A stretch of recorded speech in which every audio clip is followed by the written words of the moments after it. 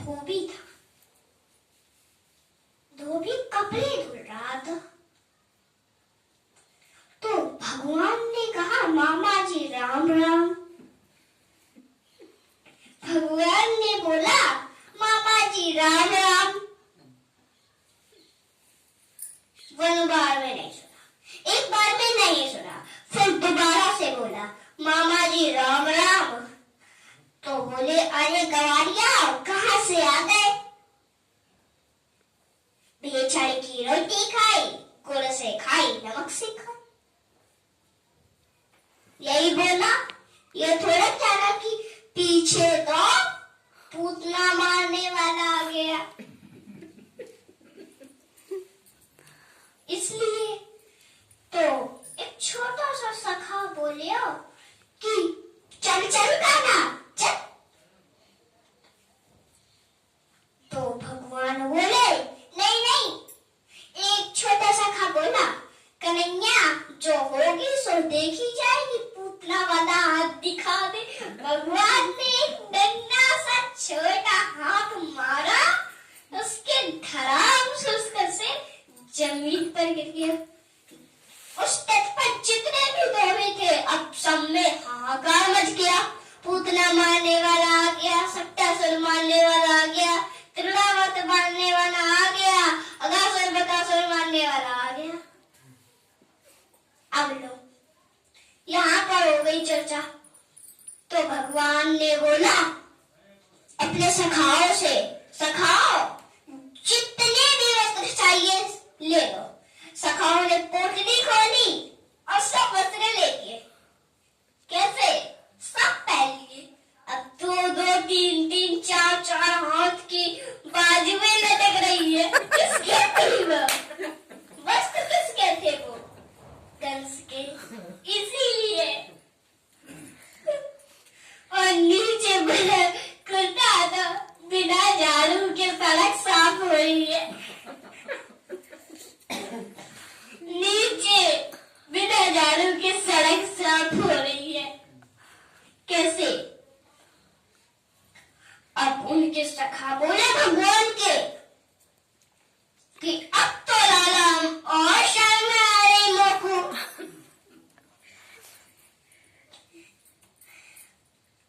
तो भगवान बोले, चलो इन वस्त्रों को कटवाकर सही कर लेते। तो एक दर्जी के घर में, वो दर्जी तो था भगवान का भक्त, सो उसने चुपचाप भगवान के वस्त्र सही बना दिए, सही कर दिए। अब सुदामा नाम के माली के पास गए, सारे सखाओं को माला पहनवा दिया।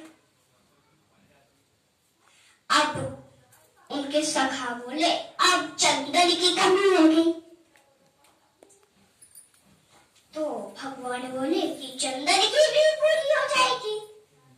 वो पूरे मतलब कहीं घूम रहे थे ऐसे चंदन के लिए। तो एक कुब्जा नाम की औरत, उसकी 3 जगह से कमर टूटी थी, इसलिए वो थोड़ी झुकी हुई थी। कालेपन की वजह से उसने मुंह बहुत ही ढका हुआ था। वो थी महाराज कंस की दासी, कटोरे में चंदन ले जा रही थी। तो भगवान ने जैसे उसको देखा, भगवान उसके सामने आ गए। भगवान उसके सामने आ गए और उससे पूछा, हे परम सुंदरी जी, आप कौन है?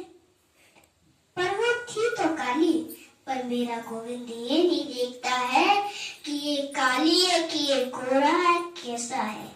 मेरा गोविंद तो सिर्फ ये देखता है कि इनका मन कैसा है। अगर मन अच्छा हो तो भगवान उस मन में विराज जाते हैं, और मन में अगर गंदगी भरी हो तो भगवान कभी नहीं विराजते। अगर मन को मथुरा बना लिया तो गोविंद एक ना एक दिन तो उस गली पर आएगा। क्यों? क्योंकि वो गली उनके लिए साफ सुंदर फूलों से हो चुकी है, बन चुकी है। इसलिए उनको तो सिर्फ सुंदर मन चाहिए और कुछ नहीं चाहिए।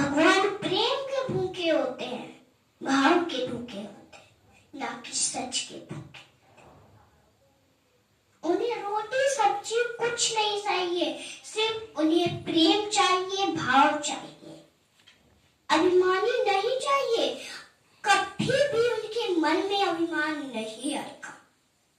आप चाहे वो राजा हो चाहे कोई भी हो, राजा क्यों, सोचो अपने पिता ही तो है और कोई नहीं है। मौली के यहाँ पहन लिए माला सबने। उसके बाद कुब्जा को देखा। कुब्जा से बोले, हे परम सुंदरी जी, आप कौन है, आपका परिचय क्या है?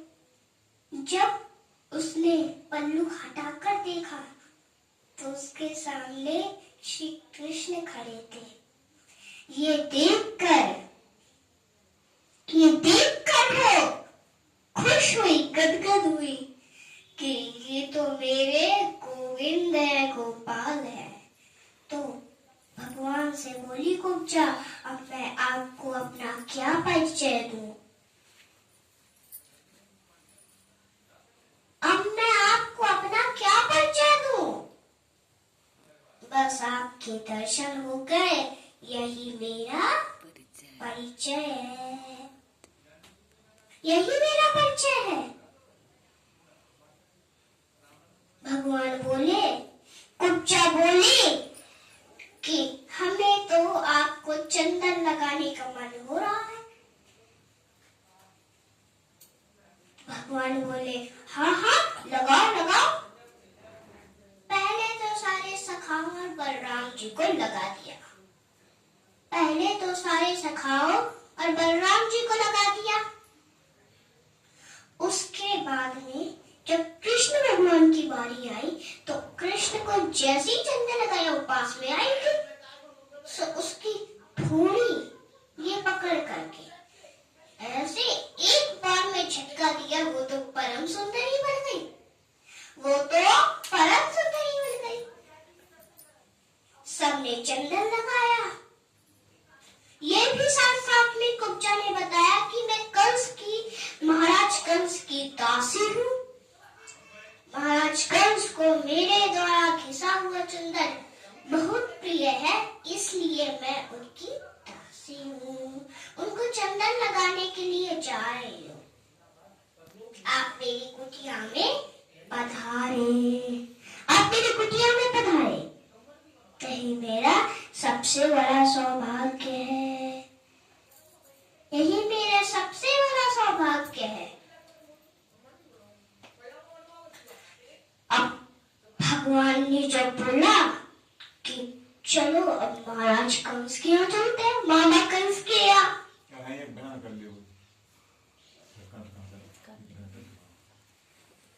सावेरे